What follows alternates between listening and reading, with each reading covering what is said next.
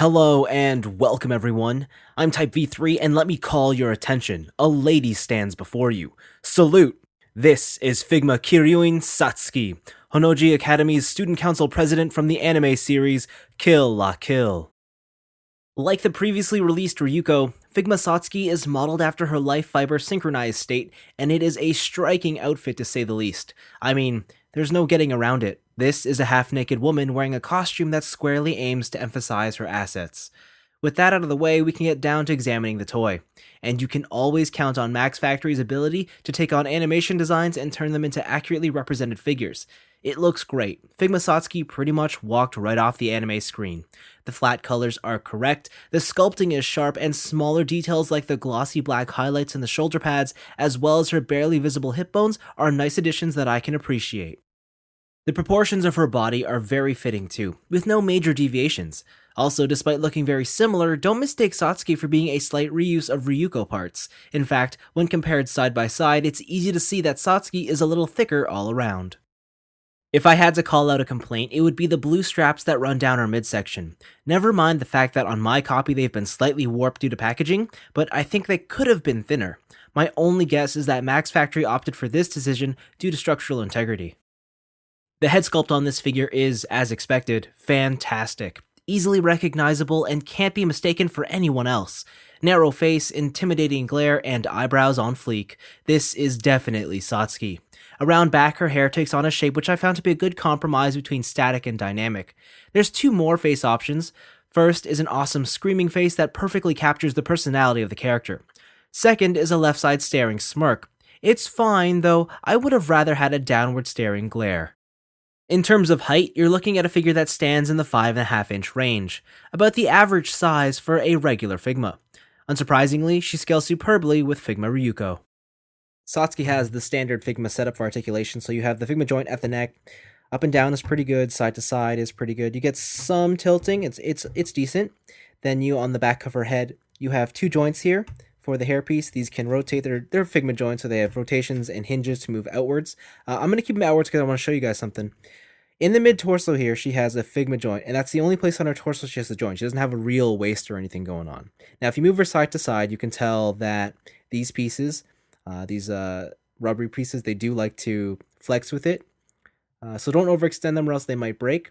Downward is okay, but there is no upward movement, and I'll show you why. On the back here, this design, like these scale bits, they prevent any upward movement. They just stop it.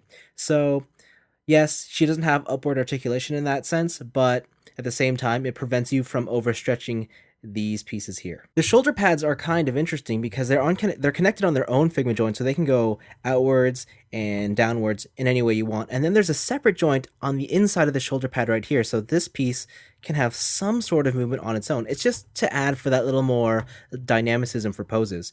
Now, I'm going to move this out of the way, and then you can see that Satsuki has your standard Figma joint in the shoulder, and it's a barbell joint, but it's also telescopic, so you can pull it out, push it in, however you choose, and this just lets you help get her arm moving around that shoulder. It's really great.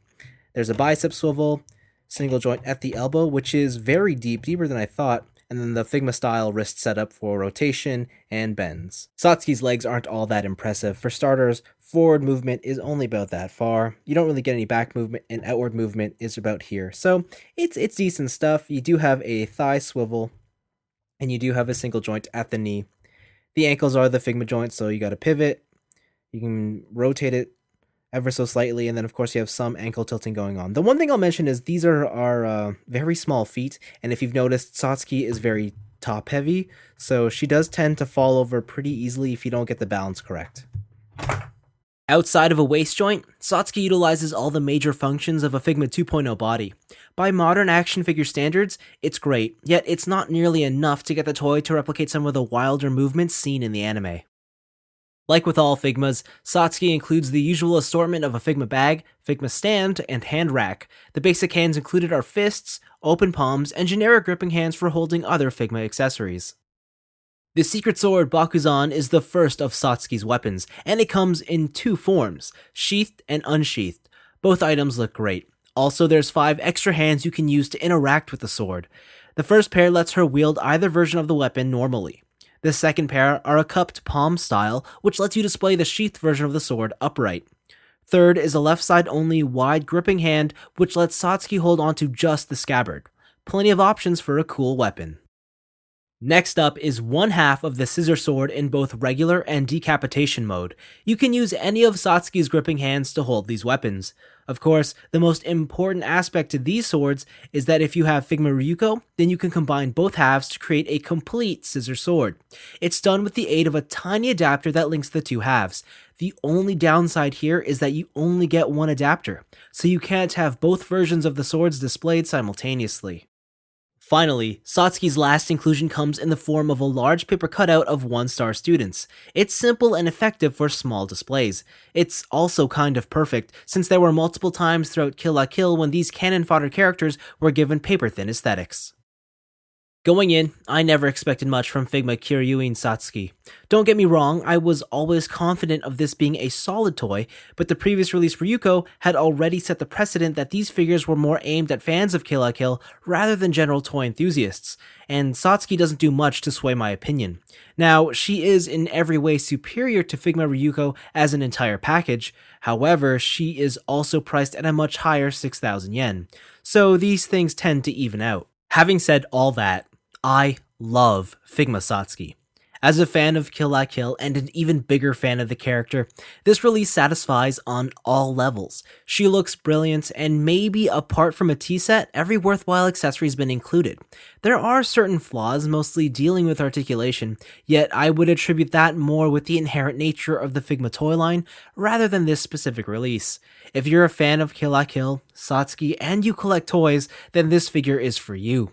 Although if you met those conditions, then chances are you already got her. Thus, the real question remains, are you shameless enough to proudly display her? Or will you let your freedom be locked behind fear, your liberation bound by subjugation, and every truth you know be nothing more than a simple contradiction? But that's all for me. Thanks for watching, and while I'm still holding out hope for both Ryuko and Satsuki in their depowered states, sadly it looks like this is going to be the end of the Kill la Kill Figmas.